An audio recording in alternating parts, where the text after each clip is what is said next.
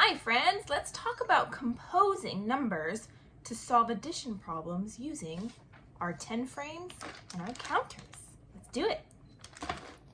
Let's practice using our 10 frame to solve a problem. We're going to solve 5 plus 5 equals what number? Let's start with our first number. It is number 5. So we're going to put 1, 2, 3, 4, 5. And our second number here is also 5. 1, 2, 3, 4, 5. Now look at that.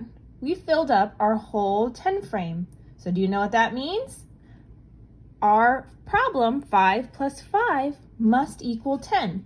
Let's count it out to see. 1, 2, 3, 4, 5, 6, 7, 8, 9, 10. So our problem, 5 plus 5 equals 10. And we know that because we filled up our 10 frame and we counted. How great is that? I have a story for you all, and it's about my friend Aaron. Aaron loves fish. He has 9 goldfish and 5 guppies in his tank. How many fish do you think he has all together in his tank? Now, let's figure out how many fish Aaron has all together. We're going to use something called a double 10 frame. Now, double means 2, so we have 2 10 frames together. So let's start. We know that Aaron has 9 goldfish and 5 guppies. So we're trying to determine how many he has all together. Now, is that subtraction or addition? Right, it's addition. So we're trying to figure out what 9 and 5 make. So let's start. Let's use our counters. So let's start with our first number, 9. Let's count. 1, 2, 3, 4, 5, 6, 7, 8, 9. Okay, and that's for the goldfish. Now let's move on to our second number, 5. 1, 2, 3, 4, 5.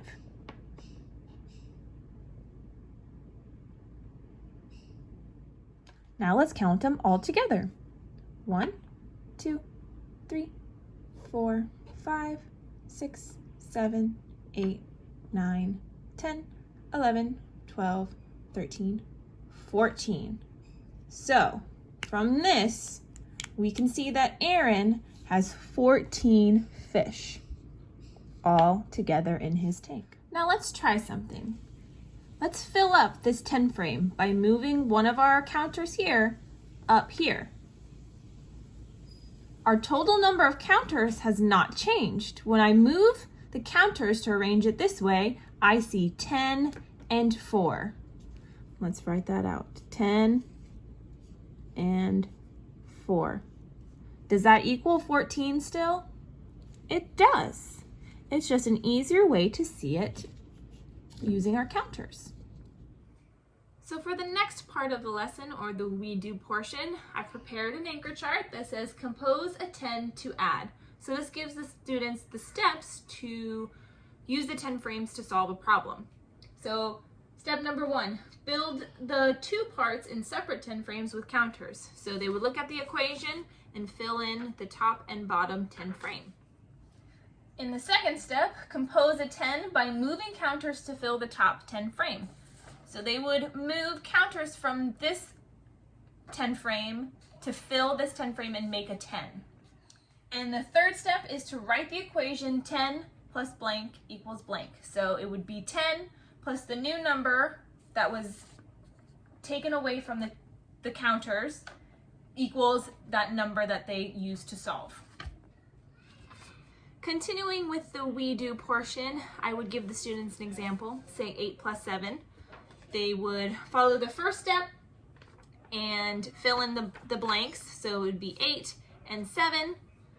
They would solve it to see what number they would get, which would be 15. Then they would go to step number 2, moving the 2 from the bottom up to the top to make this 10 and 5. Then they would follow the new equation, or step number 3, for 10 plus 5 equals the same number, 15. I would continue this for maybe a couple more equations just to give them that extra practice that they need to be prepared to move on to their independent practice. During both the We Do section and the independent practice, I would like to observe whether or not they can count accurately to represent the problem in the 2 separate 10 frames. So that would be step number 1. Can they take the equation and put it into the 10 frames accurately, counting out the counters the correct way? Then are they able to compose a 10 by moving counters from the bottom to the top and making the whole new 10 frame? And then can they restate the equivalent equation? Can they make step number 3? Can they do the 10 plus the new number equals whatever the solution was? During my observations, I like to make sure I'm asking them questions like, what is the next step? Maybe pointing to the anchor chart. Can you figure out where you're at on the steps and what do you need to do next? Or how did you solve the problem? How did you get here? What steps did you follow to get to where you're at and have the answer that you have? If students need a little bit of extra practice, I would usually take them one-on-one if they need it, or into small groups so that they can see it closer and slower so that they're able to kind of get on that track where they need to be. I always encourage using manipulatives if they need it, because it always helps and that kind of gives them that hands-on feel for what they need to do.